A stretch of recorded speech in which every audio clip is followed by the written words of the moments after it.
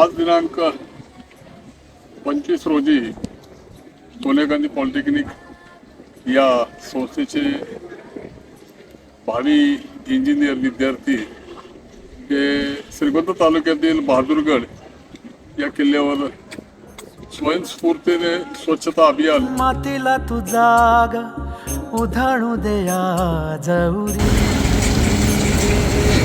उजाडू दे आज साकड हे माग होऊ दे पहाट नवी आता होऊन जाऊ दे साऱ्या जगाला पाहू दे पडू दे पाऊल जरी काट पाया खाली लागल्याला येऊ दे पडू दे पाऊल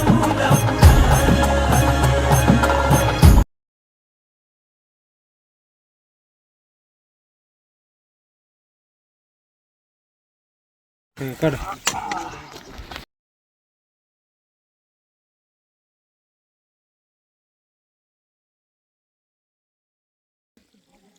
धर्मवीर श्री छत्रपती संभाजी महाराज की जय. श्री छत्रपती शिवाजी महाराज की जय. हर हर महादेव. हर हर महादेव. भारत.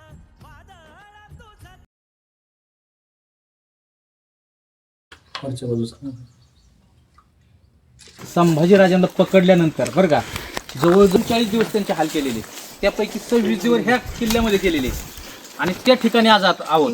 आणि विशेष म्हणजे फेब्रुवारी महिन्यातच त्यांना काय केलेले पकडलेलं होतं आणि फेब्रुवारी महिन्यातच आपण या ठिकाणी आहोत त्या 26 दिवसामध्ये. मग संभाजी महाराजांनी किती हाल सहन केलेत ना, मी ते आणि ते हे ठिकाणी आज तुम्ही ज्या ठिकाणी आहात का तो खरं तर पूर्वीचा बहादूरगड आहे. काय आहे? बहादूरगड आहे. आणि त्याही पूर्वीचा बहादूर गावचा भुईकोट. काय नाव होतं किल्ल्याचं?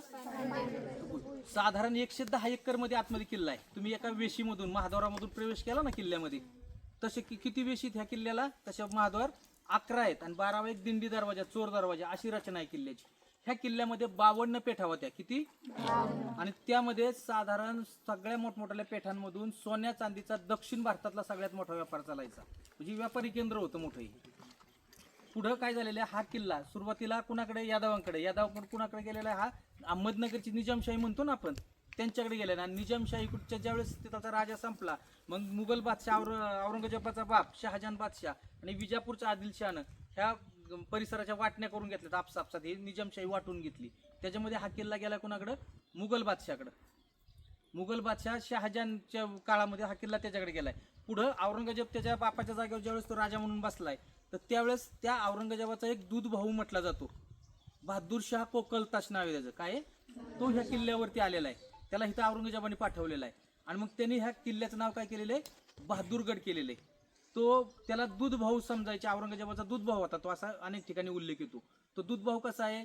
हा ज्यावेळेस औरंगजेब हे ज्यावेळेस अपत्य जन्माला आलं मुमताज आणि शहाजहानच्या पोटी, त्यावेळेस त्या ह्यांनी काय केलेलं आहे की त्या मुमताजला सांगितलं औरंगजेबाने अंगावरती त्या बाळाला पाजायचं नाही, त्याचं त्या मुमताजचं सौंदर्य अबाधित राहावं म्हणून असून, नाही तर काय आणखी गोष्टी असतात.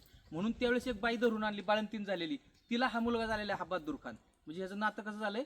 दूध भावाचं. एका आईला पिले ना ते, म्हणजे भाऊ भाऊ दूध भाऊ झाले फक्त, म्हणजे असं सांगितलं जातं. हा विनोदाचा भाग सोडा, परंतु त्याचं जवळचं नातं कसं होतं हे सांगण्याकरताही तुम्हाला सांगितलेलं. आणि मग त्यानंतर त्याला इथं दक्षिणेत पाठवले, त्याला मोठी सरदारकी दिली, इथलची किल्लेदारी दिली. पुढं तो मोठा आणखी पुढे गेलेला आहे, पुढं जात राहिलेला आहे. परंतु त्यांनी स्वतःच्या नावावरून ह्या किल्ल्याचं नाव काय केलेलं आहे? बहादूरगड. आता आपण जे पाहतो सगळीकडं लिहिलेलं आहे, तर बहादूरगड असंच नाव आपल्याला दिसतं. पण पांडे पेडगावचं नाव हे ह्या किल्ल्याचं फार पूर्वीचं, म्हणजे यादवांच्या काळातलं. ह्याची सगळ्यात आधी नोंद कुठं सापडते? औरंगजेबाच्या दरबारातील त्या नोंदीचं पुस्तक आहे का, त्याच्याही आधीची काही नोंदीची पुस्तकं आहेत. तर त्याच्यामध्ये 1550ला हा किल्ला बाबाजी भोसले म्हणजे शिवाजी महाराजांचे पंजोबा आहेत ना, त्यांच्याकडे मोकासा म्हणजे महसूल गोळा करण्याकरता होता. काय महसूल? म्हणजे शिवाजी महाराज जन्माच्या आधी ना, शिवाजी महाराजांचा जन्म 1630 नंतर आहे. हा नोंद कधी सापडली आपल्याला? 1550ची. म्हणजे शिवाजी महाराजांच्या पंजोबाच्या काळात हा अस्तित्वात आहे. आणि हा बहादूर खान कधी आलेला आहे? शिवाजी महाराजांच्या समकाळामध्ये आलेला आहे. म्हणजे अशी रचना आहे.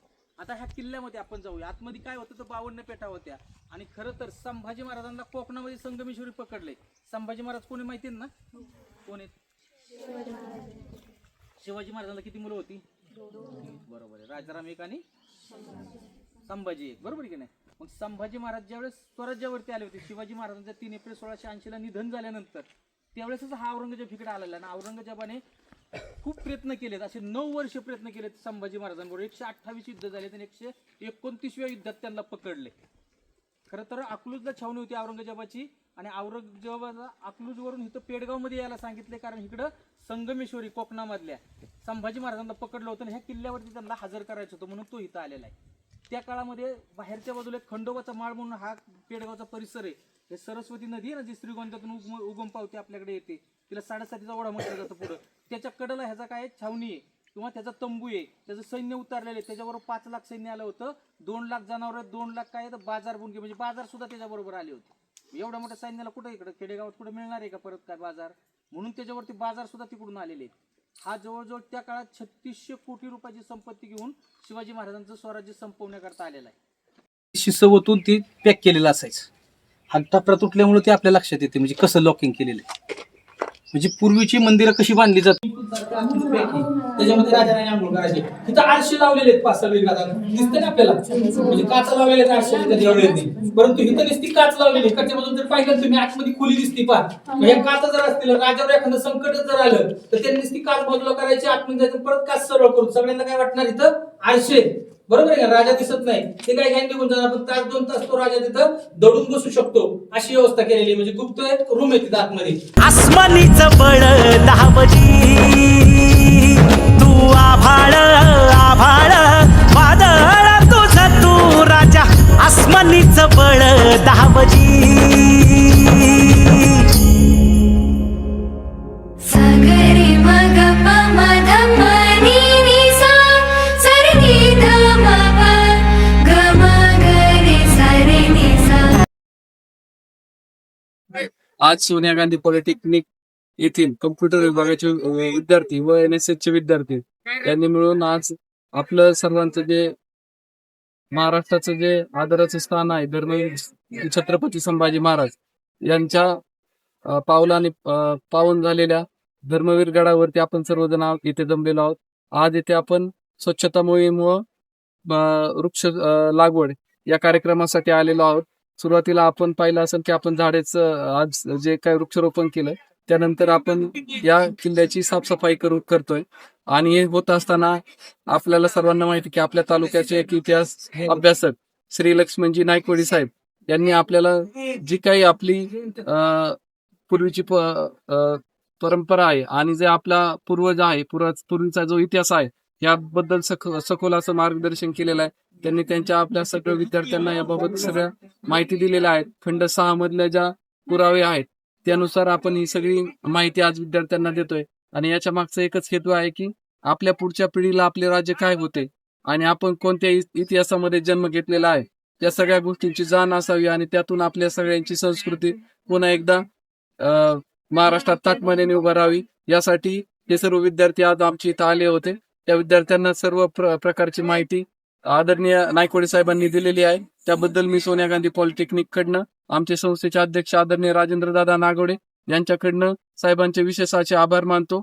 आणि आम्हाला इथं येण्याची आणि काम करण्याची संधी आणि माहिती देण्याचं काम केलं त्याबद्दल